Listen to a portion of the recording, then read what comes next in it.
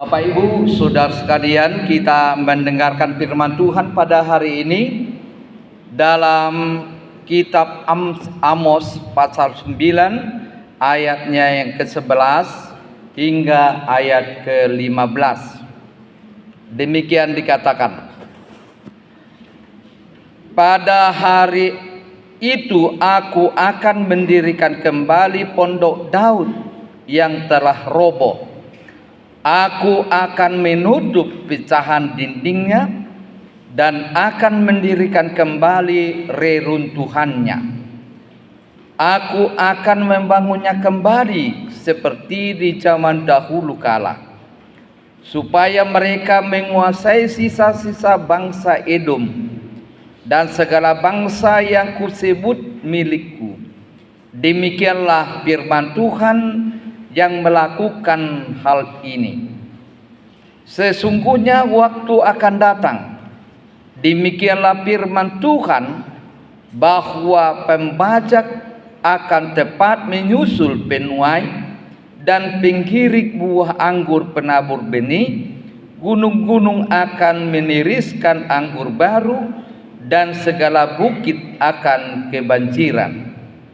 Aku akan memulihkan kembali umatku Israel. Mereka akan membangun kota-kota yang licin tandas dan mendiaminya.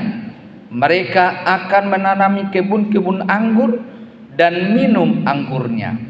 Mereka akan membuat kebun-kebun buah-buahan dan makan buahnya. Maka aku akan menanam mereka di tanah mereka, dan mereka tidak akan dicabut lagi dari tanah yang telah kuberikan kepada mereka. Firman Tuhan Allahmu. Demikianlah bunyinya. Saudara-saudara sekalian yang dikasihi Tuhan Yesus, mungkin kita pernah memberikan kata-kata penghiburan kepada saudara kita, orang yang kita kasihi, yang sedang berduka, yang sedang dalam keadaan sedih, atau mungkin dalam kecelakaan atau sakit penyakit. Nah, pada saat itu kita akan mengatakan supaya jangan bersedih, supaya jangan menangisi keadaan. Kita mengatakan bahwasanya Tuhan akan memulihkan, Tuhan akan memberi hari yang baru, Tuhan akan menggantikan segala sesuatu yang hilang. Dan ingatlah, habis hujan akan turun pelangi, selesai musim gugur akan datang musim semi. Saudaraku ya sekalian, tujuan dari perkataan itu adalah memberi pengharapan, memberi semangat, memberi penghiburan agar tidak di dalam kesedihan. Memang Bapak Ibu saudara sekalian, yang diperlukan orang pada saat bersedih berduka adalah teman berbicara,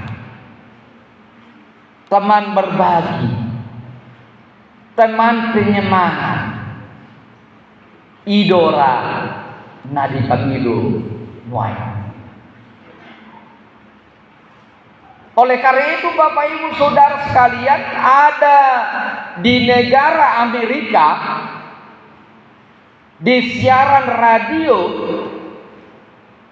mereka menayangkan, mengatakan demikian: kalau ada di antara kamu Bapak Ibu saudara sekalian yang berputus asa dan akan bunuh diri, jangan dulu bunuh diri, tetapi hubungilah telepon kami.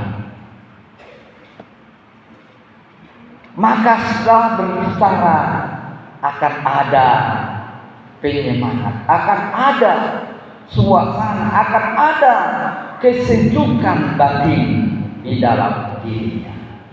Makanya banyak orang yang gagal bunuh diri. Karena memang itu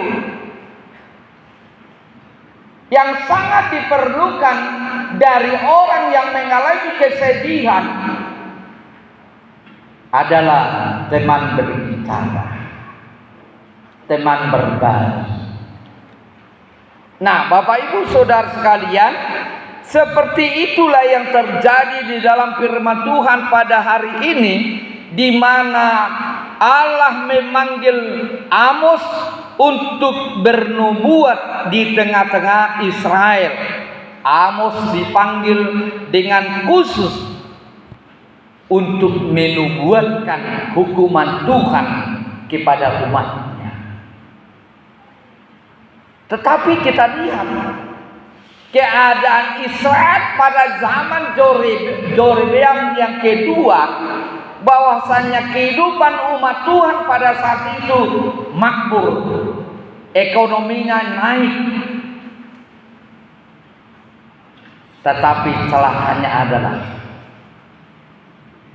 mereka berbalik dari Tuhan Allah. Mereka tidak lagi menyembah Tuhan Allah, menjadikan dewa-dewi lain sebagai Allah mereka. Inilah kegagalan yang terjadi. Itu makanya Amos memberitahukan bahwa akan ada penghukuman. Di balik dari kepada kemakmuran, kesuksesan, keberhasilan, justru mereka menindas sesamanya. Keadilan, ketidakadilan terjadi, nepotisme, korupsi, yang kaya semakin kaya, yang miskin semakin miskin. Tidak dibela lagi hak-hak orang kecil, orang lemah, orang miskin. Inilah yang Tuhan tidak inginkan.